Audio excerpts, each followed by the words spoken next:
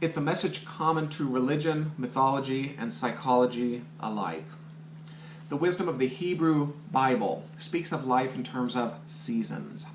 That there's a time for planting and a time for harvesting. That as nature may dictate a periodic winter, she also promises that each of these winters will be followed by its own spring. That as nature may dictate a periodic ending, relationships, attitudes, habits, attachments, that each of these endings will be followed by its own new beginning. Mythology tells us that when the sweet-songed phoenix of Arabia has reached the end of a cycle of life, he builds a pyre for himself. And upon being consumed by its flames, he emerges anew, young, and renewed from the red egg. Some describe her feathers as colored like those of the peacock, others as tinged in purple like the robes of a nobleman. Ezekiel, the dramatist, that her legs were red and her eyes striking yellow.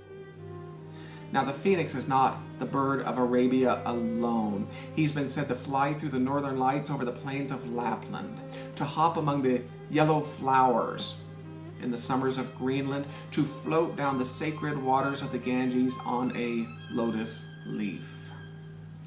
In the southwest, he looks a lot like a thunderbird.